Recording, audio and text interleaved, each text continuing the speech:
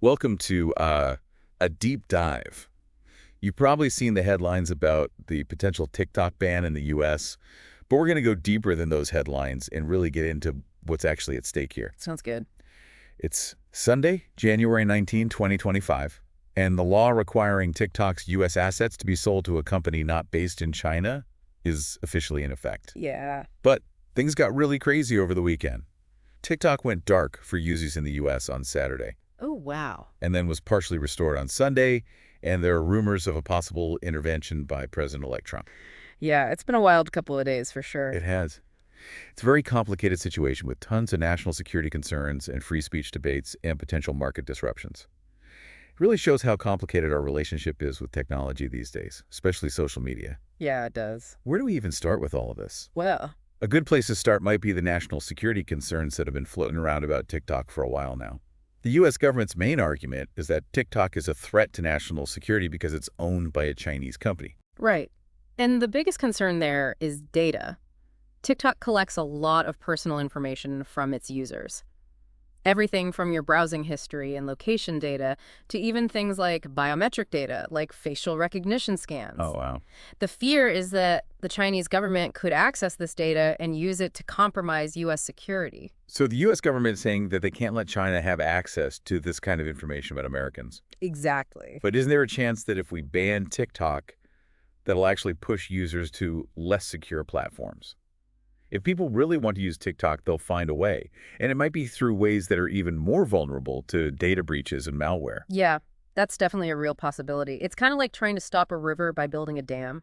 Oh, yeah, that's what you mean. The water's just going to find another way through, and it might be a much more dangerous route. So Oh. banning TikTok might seem like it's creating security, but it could actually make users more vulnerable. So it's like a cybersecurity paradox. Right. And to make things even more complicated, the most popular alternative that's popping up is another app owned by a Chinese company. Oh, wow. So it feels like we're just playing whack-a-mole. Yeah. It's not as simple as just saying ban it and the problem goes away. This whole situation is basically a real-world experiment with data privacy, and we might not like the results. Okay. It shows that we need a more comprehensive approach to data security, one that focuses on education and user awareness as much as on restrictive measures. Okay, so we've got this cybersecurity puzzle on our hands. Yeah, But this TikTok ban isn't a thing out of nowhere, right? This is part of a bigger story about the growing rivalry between the U.S. and China, especially when it comes to tech. exactly. This ban is happening in the context of escalating tensions between these two superpowers. China has a history of restricting or banning U.S. tech companies. Yeah. So this move could be seen as retaliation. So it's like this high-stakes chess match where each side is trying to get ahead of the other, and the battleground is the future of the internet. That's a great way to put it. We're watching a global power shift play out online, with data and technological dominance becoming the key pieces in the game. This TikTok ban really shows how important market share is in this struggle. China has a huge consumer base, and controlling access to that market is becoming incredibly valuable. So this isn't just about one app. This is about which country will have the most influence over how we connect with each other, how we get information, and even how we do business online in the digital age. Yeah, it's a big deal. It is a big deal. It's a big deal. So Yeah. this brings up another really important aspect of this whole thing, freedom of speech. Right. Is the government allowed to ban a social media platform? Does that violate the First Amendment? That's a question a lot of people have, and it's being debated in the courts right now. In 2023, Montana tried to ban TikTok at the state level, and a federal judge blocked it Right. because he said it was a violation of the First Amendment. Yeah. So it's very possible that this situation could end up going all the way to the Supreme Court. Yeah, definitely. And the outcome of that case would have a huge impact on how we think about national security and freedom of expression online in this digital age. It's a tough balance, and it's getting harder and harder to figure out as technology keeps changing. Yeah, I feel like we're always trying to catch up with how fast technology is moving and the rules are always changing. Exactly. But even beyond the legal arguments, there's the question of trust. Can the government do something like this and still say that they're protecting our basic freedoms? That's a really important point. Actions like this can erode public trust, especially if people feel like they're targeted at specific groups or viewpoints. And that loss of trust can have huge consequences for our democracy.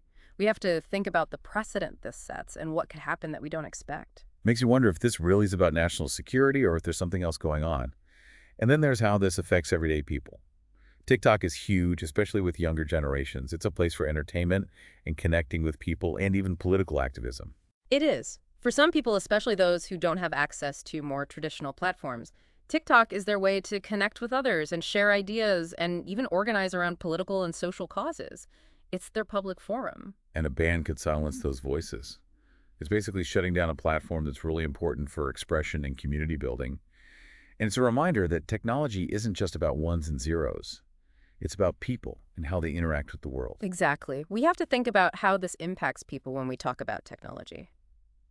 So speaking of impact, let's move on and talk about potential market disruption. Getting rid of a huge player like TikTok could really shake things up in the world of social media. It's like pulling out a block from Jenga.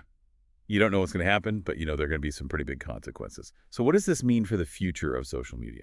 Well, it's hard to say for sure, but one possibility is that this will lead to a wave of innovation as TikTok's competitors try to grab all of those users. Imagine a bunch of brand new platforms popping up, all of them trying to be better than the others with cool new features and better ways to moderate content and maybe even a stronger commitment to protecting user privacy. This could be a chance to push the boundaries of what social media can be. That's a really interesting thought. But couldn't there be downsides too? Instead of one big platform, maybe we end up with a ton of smaller ones that are all fragmented and have their own rules and biases. That's true. There's always a chance of that. And that could make it even harder to deal with things like misinformation and online harassment. It's a really complex situation with no easy answers. It shows how important it is to keep talking about this and to think critically about our relationship with technology. I think that's a great point. This whole thing is a reminder that we can't just sit back and be passive when it comes to technology. We have to be engaged and informed, and we have to be willing to ask the hard questions. I agree. We need to know the risks, but we also have to be open to the possibilities. Technology can be a force for good or for bad. It's up to us to decide what it becomes. And speaking of shaping the future, this brings up a question for our listeners. What really stands out to you in all of this? What are you taking away from this deep dive? And more importantly, how will this affect your own relationship with social media and data privacy and the whole global tech landscape? These are really great questions to think about, and it shows how this situation is bigger than just TikTok. This whole thing is so multi-layered. But with all the craziness and uncertainty, one thing I keep coming back to is education. It feels like when it comes to technology, we're always trying to catch up. We're always reacting to new threats and scrambling to come up with quick fixes. Yeah. But what if instead we focused on giving people the tools they need to use the internet safely and responsibly from the very beginning? That's a great point. What if we focused on giving users the knowledge and skills they need to make good choices about their data, their online behavior, and how they interact with tech in general? Imagine a generation of people who really get how valuable their data is, who can spot misinformation instantly, and who know how to use tech without being used by it. That would completely change the game. It really would. But how do we even get there? It feels like a huge challenge. It is. It's a big challenge, but it's not impossible. It starts with education for both younger generations and for everyone who uses tech.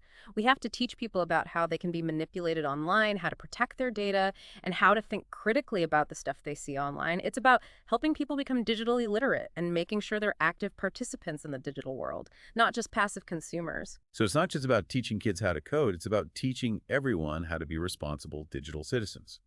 We all need to be more aware of how our data is collected and used, and potentially misused. We need to understand how algorithms control our online experiences, and how to be careful about what we're reading and watching online. Exactly. And this education needs to be ongoing. The digital world is always changing, so we need to keep learning and updating our knowledge and skills. It's like learning to drive a car. You wouldn't expect to learn how to drive once and then never think about it again. You have to keep up with the rules of the road and be aware of what's going on around you and adapt to new situations. It's the same with the digital world. I like that analogy. Yeah. So it's not just about memorizing a bunch of facts. It's about developing a mindset of constantly learning and thinking critically. It's about being curious and asking questions and keeping up with how tech is changing our world. Exactly. And that's where things like this deep dive come in. By talking about these complex issues, you're already moving in the right direction. You're becoming a more informed and empowered user. You're starting to think critically about how technology fits into your life. Well said. So as we wrap up our deep dive into the TikTok ban, I think it's safe to say that there's no easy answer.